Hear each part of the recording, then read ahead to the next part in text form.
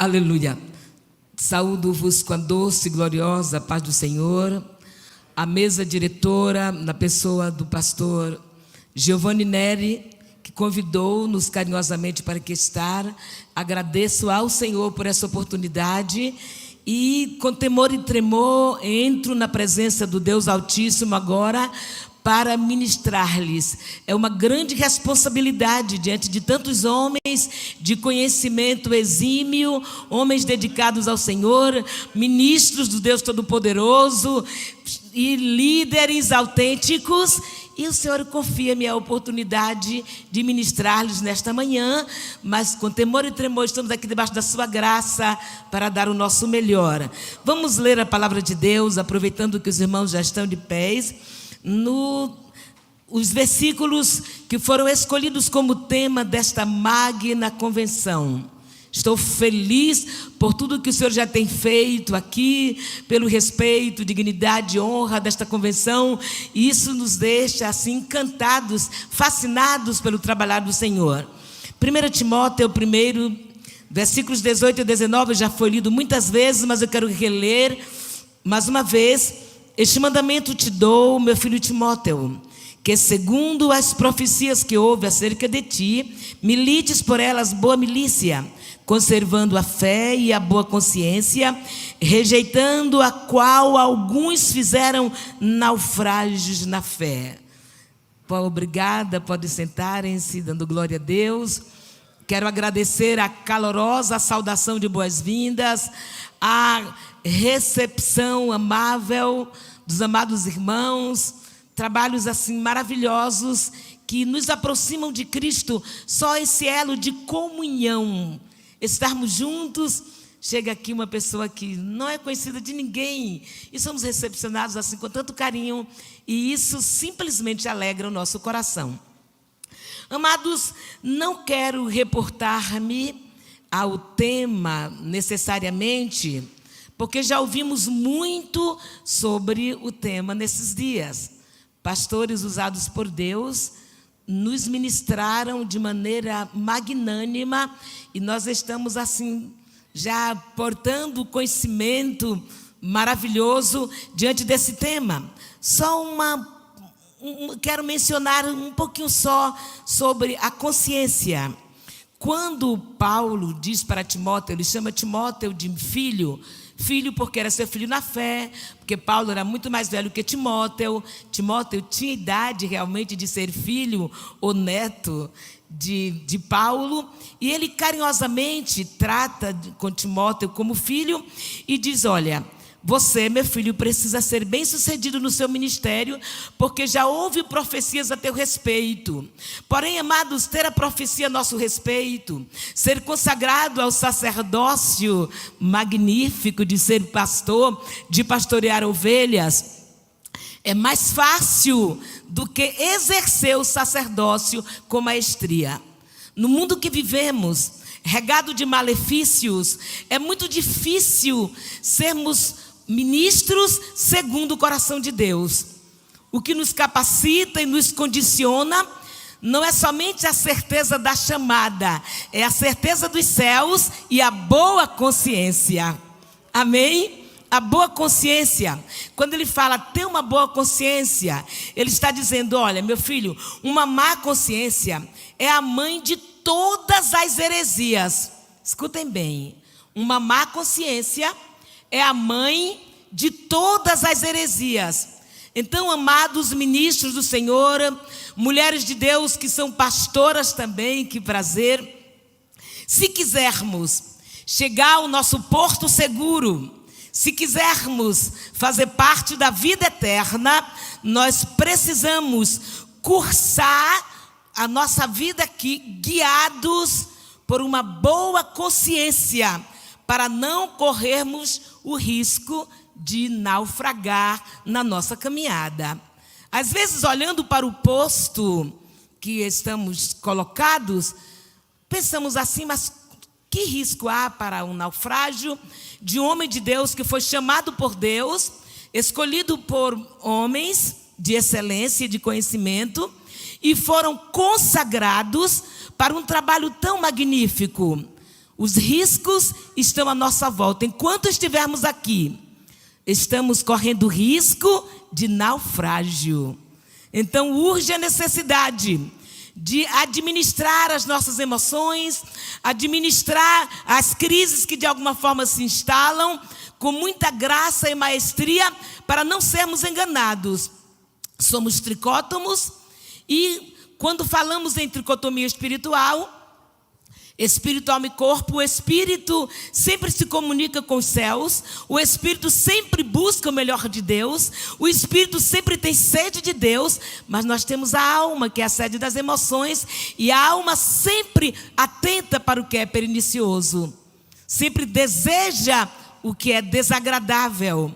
E para haver um autocontrole, aleluia, precisamos de uma boa consciência para não negligenciarmos, porque quando a nossa alma ou o nosso coração confunde-nos e leva-nos a sair da presença do Senhor, o nosso corpo é quem recepciona os malefícios e logo surge o escândalo. Então, que a igreja do Senhor, aleluia, que os ministros de Deus estejam escondidos com Cristo em Deus, nesta era efêmera, neste tempo de crise, neste tempo que os valores estão sendo sucumbidos, quando é proibido proibir, quando as pessoas já não têm mais noção do certo e do errado, urge a necessidade de homens e mulheres de Deus que foram chamados para representar Jesus aqui neste mundo.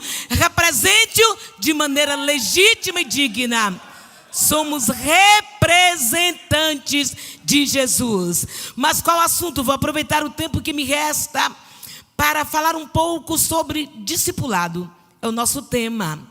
Mas os pastores que nos antecederam falaram em muitos aspectos de discipulado, e eu quero falar em um que abrange a todos. O Espírito Santo de Deus levou-me a ministrar-lhes nesta manhã sobre família. Meu Deus do céu, família. Amados, obrigada, meu querido. Discipulando famílias. Eu quero ler um versículo somente aqui em 1 Timóteo 5 e verso 8. 1 Timóteo 5, 8. Mas se alguém não tem cuidado dos seus, e principalmente dos da sua família, negou a fé e é pior do que o infiel. É tão forte que eu temo ler um versículo desse para pastores, para homens de Deus, para mulheres que estão rendidas aos pés da cruz de Cristo para serem usadas de maneira maravilhosa e especial nesse tempo do fim. Mas não podemos ser omissos à palavra de Deus. Não podemos ser omissos. E é muito forte quando diz: se alguém, se o pastor, se o presbítero, se o crente, se o homem que conhece a Deus, não importa a sua origem, se ele não tem cuidado com os seus, com os que estão à sua volta, e principalmente com os da sua família, na sua casa, ele negou a fé e é pior do que os infiéis. Eu começo dando um testemunho pessoal. Na década de 90, Deus premiou-me com a oportunidade de estar ali diante das mulheres da Bahia, isto é, eu presidi a UEMADEB por 4 anos. O UEMADEB é a União de Ministros da Assembleia de Deus da Bahia. E durante aquele período, amados, eu tenho que abrir o meu coração, porque o que acontecia ali, o que acontece lá na Bahia, não sei se acontece aqui, mas pode ter alguém assim que veio de uma família disfuncional. Nós ouvimos aqui na primeira ministração que Jesus pega um marginal, Jesus pega um delinquente, Jesus pega qualquer homem, independente da sua origem, da sua classe social, do seu conhecimento, dá um banho de sangue, cuida dele e faz dele um obreiro do Senhor, não é verdade? Amém? Então, pessoas vêm de origens diferenciadas e muitos amados são pastores, exímios pastores, são, meu Deus amado, pregadores de elite, têm conhecimento secular amplo, são acadêmicos, têm uma qualidade de vida invejável, prega que move corações. Ele é tão carismático, administrador de tanta excelência, que todos que estão à sua volta, para aprender com ele, para elogiá-lo, para parabenizá-lo pela sua maestria de lidar com esse sacerdócio tão sublime que é a igreja do Deus vivo, menina dos olhos de Deus. E nós nos encantamos quando vemos homens trabalhando assim com muita graça. Hoje já estamos jubilados, trabalhamos 44 anos, tenho o prazer de estar me acompanhando ali. O meu esposo, fica de pé aí, meu marido, pastor Hermógenes, meu filho Rui Frank, ele presbítero da Assembleia de Deus, fica de pé aí, meu filho. Tenho o prazer de estar acompanhando esses dois varões valorosos. Sou mãe de 6 filhos, todos servem ao Senhor para a glória de Deus. Por isso tenho o prazer de falar de família. Tenho 13 irmãos, todos servem ao Senhor. Inclusive sou irmã do pastor Israel Alves Ferreira, que faz parte também de alguma coisa aí, acho que na CGDB, não sei, no Conselho Fiscal, alguma coisa aí. Mas alguns conhecem, não é? E amados, então com muito prazer, quero falar o que aconteceu-me quando presidi as irmãs ali. Muitas mulheres de pastores, não tínhamos ainda o WhatsApp. E muitos dias, nas reuniões, quando saía do púlpito, eu me recolhia para uma sala anexa. E muitas vezes o meu esposo levava-me um lanche quando ele voltava do almoço, porque eu não tinha tempo de almoçar. Irmãs que me procuravam para queixar-se dos maus tratos domésticos. Mas que irmãs eram estas? Mulheres de pastores. Vergonhoso, amados, mas eu preciso falar. O Espírito Santo me inquieta, porque muitos pastores, como já disse, são pastores excelentes, pastores que dão a vida pelo ministério, oram, jejuam, consagram as suas vidas, ministram muito bem, portadores de muito conhecimento, mas não pastoreiam as suas famílias. Amados, isso é muito triste.